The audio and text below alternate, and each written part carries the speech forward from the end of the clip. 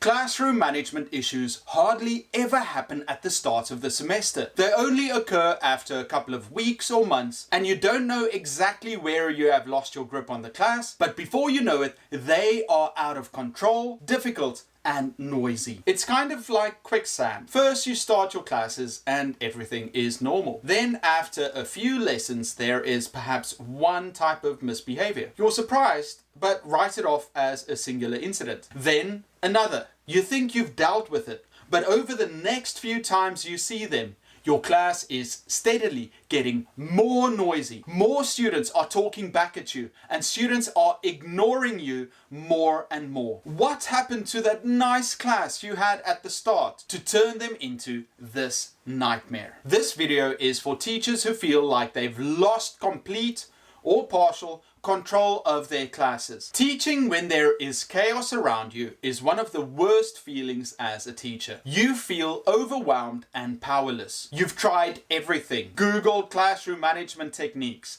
tried them, and still the students just won't listen. You've screamed, pleaded, tried the silent treatment. It works once or twice, but the class always reverts back to chaos. It has come to the point where you physically hate going to school. No teacher can survive that way. Classroom management issues is the #1 reason why teachers leave the profession, but it shouldn't be that way. Most classroom management books, courses, or advice only help when you first start class. The way you share your rules and procedures and then follow up. But since you've lost control, your students don't respect you, and trying to get them to change their behavior slightly will not help at all. What I would suggest is a total restart. You need to restart the class and shape it in a way that you see fit. You need to uproot the poison that has seeped into the students, drain it completely,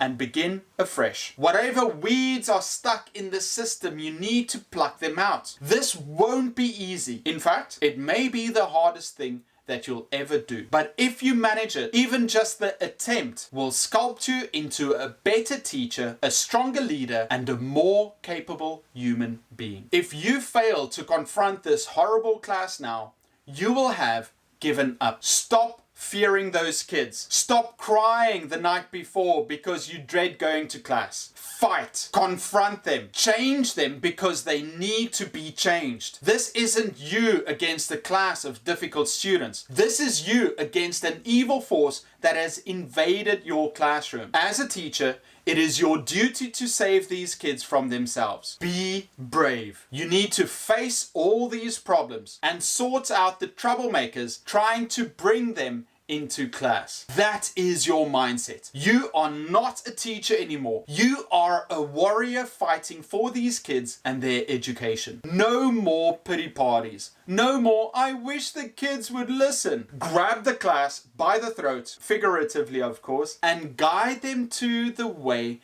they actually internally wish to be. Trust me when I say that these kids do not want to be out of control. They don't want to cause trouble. They are just waiting for a strong leader to guide them, to make them feel safe and help them learn. That is your job. Here's what you do. At night or whenever you can, write down a list of rules that you want for the classroom. These include the rules, behavior, and actions you expect from the learners, and the exact procedures. How do they enter? How do they behave in class? During group work? What is expected of them? Be very exact. Also add the discipline plan and punishments that will be dealt. Each school should have one already, but go through it again. Write out the week until Friday or the last class you see them. When the students come into class, sit them down. Make sure they are sitting down, they are calm and paying attention. By this point, it should be hard because they have already marked your class as an area of chaos, where it is lawless and they get away with anything. You are going to need to retrain them, send them all out again. Not in a crazy, angry way. Remember, you also have to be retrained. Calm and with a boss attitude. Chest high, relaxed, and focused eyes. Tell them, sorry, this is not how you enter my class. Let's try it again. Wait with them outside, then allow them to enter. If they still can't behave, point out the main culprits. Johnny, this isn't what we want in class. I really need to tell you something important, and I can't do it when it is too noisy. You'll work with me, won't you? They come into your class quietly and well behaved. You should imagine yourself as the king. This is your castle, and you won't be disrespected. Let them re-enter until you are happy. They will test you, but don't let them break your resolve. Once they are inside, stand in the middle of class, smile a little, then tell them, "Class, I'm sorry I have failed. The noise and ill discipline in this class stops us from learning well. There have been problems because I haven't been strict enough. From today, I want us to make a change." Hand each student a copy of the list of rules and procedures. Go through each rule and procedure step by step. Explain what you want them to do. After explaining something, point to a student and have them repeat it. That way, you know that they understand. Make sure to add the parts about how they are expected to answer questions and the policy on rudeness and behavior. Some of the students might still challenge you. They might mumble something against you because they want the class to stay the way it is. You will not let them. You are not the same weak teacher as you've been before. You are not angry, but you've got to face the problem head on. Find the student that is most likely making or causing the problem, stare them down, and keep that stare until they apologize or behave. The rest of the class is watching to see if you will fail like all the times before. Don't. This retraining will probably take the whole class. But even if it took a month of getting your class in order, it would be worth it. Not only for your mental well-being, but also for learning that they will experience in the future. You know that with the chaos, they really aren't learning much. Once you've gone through the rules, procedures, and punishments, and you are confident that they all understand, tell your students that you want their parents to sign the paper. Warn them to make sure it gets signed. Otherwise, you'll personally let their parents know, or something along those lines. When students come back the next class with the signed copy of the rules, pin one to the front of class. Now warn them. This is the behavior I want to see. For the next several weeks, you're going to be super strict. Do not let your guard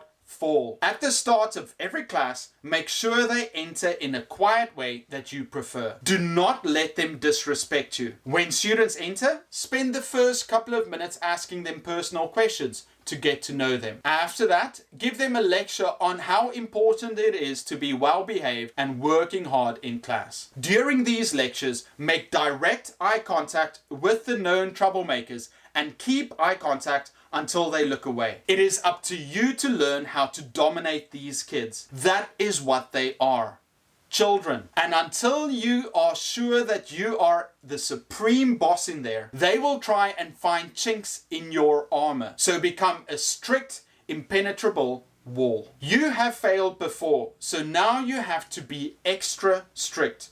Enforce the rules and make sure it is handed out. It is not a personal vendetta against the students. Make sure to let them know that you are not punishing them. You are punishing the behavior. Work at talking with them. Ask them questions and get to know them. Manipulate them however you can. Sweet talk. Feign hurt. But always come from the mindset of, I will never again be taken advantage of. Know that at any moment there will be a slip-up. Students will act out to test you. Frequently at first, but if you handle it like a strict parent, those misbehaviors will decrease over time. When a student acts out, give them a warning. Johnny, what is the rule about bothering your friend? At this point, other students might chip in. Wave them away without looking. They are trying to distract you from the matter at hand. Johnny might also say something like, "Sir, it's not my fault." Redirect them to the rule. That is the rule we agreed upon. Your parents signed the rules and you agreed to it. Do you understand? If the student nods and looks away, you have won. But if they try and argue about it, you cut them off. "Oh, sorry, Johnny, this is study time.